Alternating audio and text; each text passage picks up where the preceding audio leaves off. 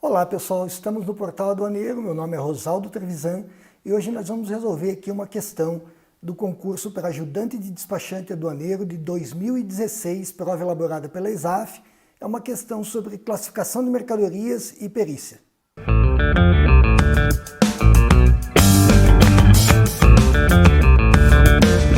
A questão que a gente vai analisar hoje é um caso, né, é um estudo de caso.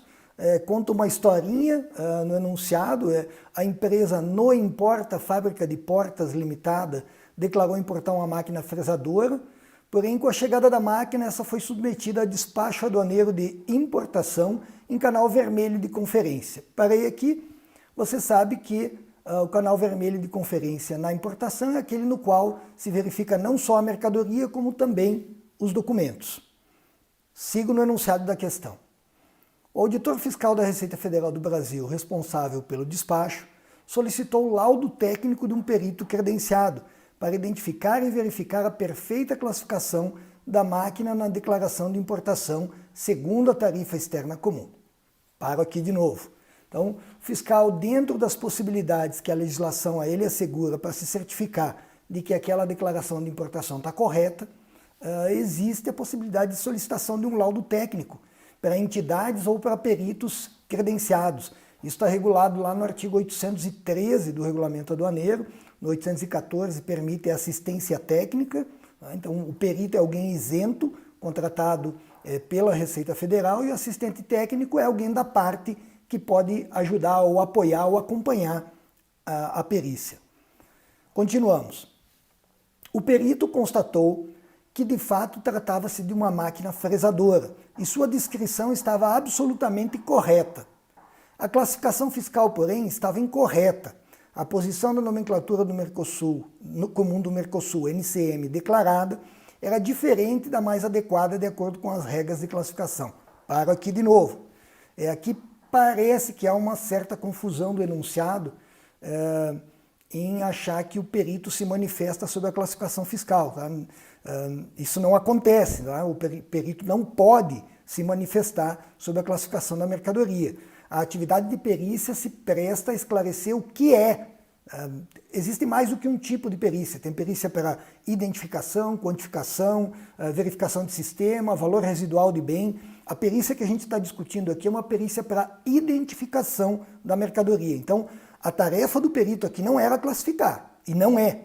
A tarefa do perito é dizer o que é a mercadoria. A partir disso, a mercadoria pode ser classificada segundo normas, que são as regras de interpretação do sistema harmonizado.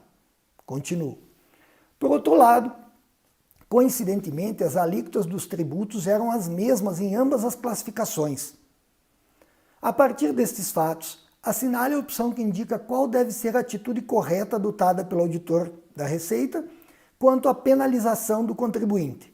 Então veja, o caso concreto foi solicitada uma perícia, a perícia interpretou que a mercadoria estava corretamente descrita, tá? Então não tem erro de descrição, o único erro que existe aqui é de classificação. Ela estava classificada incorretamente, mas descrita corretamente. E isso não implicou nenhuma diferença de tributos. As alíquotas de imposto de importação, de IPI, contribuição para PIS/PASEP, COFINS, eram as mesmas para ambas as mercadorias, aquela da classificação certa e essa classificada incorretamente. Então, não vai gerar nenhuma diferença de tributos. O que implica dizer que aquela multa de 75% da diferença de tributos devida, que é prevista lá na Lei 9.430, essa multa vai ter uma base zero. Se não tem nenhuma diferença de tributo devida, 0 vezes algo é 0. Então, essa multa não vai ser devida. Mas é devida alguma outra multa? Sim. Existe lá na medida provisória 2158 uma multa no artigo 84 por erro de classificação, entre outras hipóteses. Ela está hoje no artigo 711 do Regulamento Aduaneiro. E ela é pelo simples fato de você errar a classificação, sendo absolutamente irrelevante se isso gerou ou não consequência tributária. Tá? Ao que parece aqui, o elaborador da questão confundiu temas aduaneiros com temas tributários, porque ele deu como correta no gabarito inicial a alternativa A, que diz: solicitar a retificação da DI sem aplicação da multa. Então entendeu ele que não haveria aplicação da multa. Se ele estivesse pensando só naquela multa de 75% da diferença de tributo, ele estaria certo, porque aquela multa não vai ser devida. Mas ainda assim a classificação é necessária, a reclassificação é necessária, para que a mercadoria fique com a classificação correta. Por quê? Porque pode ser, por exemplo, que a classificação correta demande uma licença de importação. E aí essa mercadoria teria que ter uma licença de importação para que essa mercadoria pudesse ser liberada ou desembaraçada. Então a alternativa A está incorreta. Apesar do gabarito inicial ter dado essa alternativa como correta, depois a questão acabou sendo anulada. Talvez porque perceberam que não tinha sido considerada essa multa aí, que é tratada no artigo 711 do Regulamento Aduaneiro.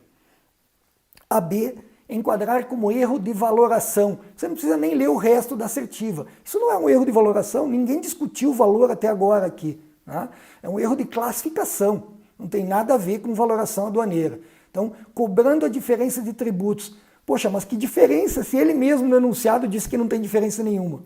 Tá? Então a B é absurda. A C, tratar como falsa a declaração, aplicando a pena de perdimento.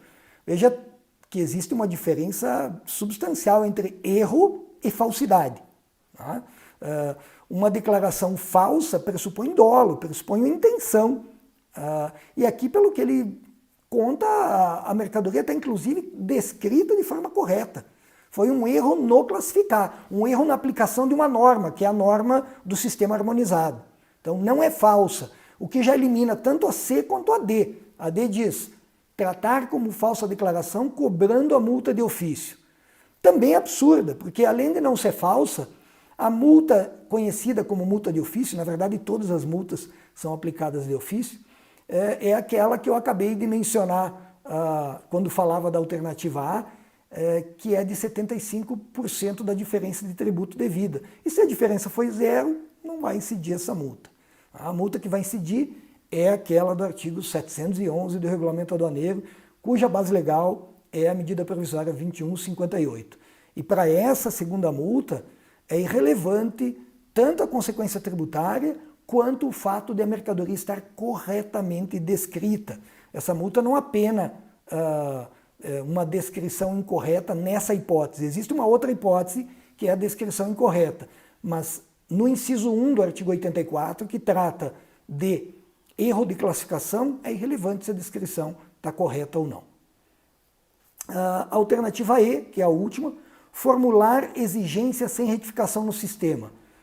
Veja, formular exigência, sim, vai ser formulada uma exigência para recolhimento daquela multa ou questionamento dessa multa, iniciando um contencioso, que é a multa por erro de classificação, de 1% do valor aduaneiro da mercadoria.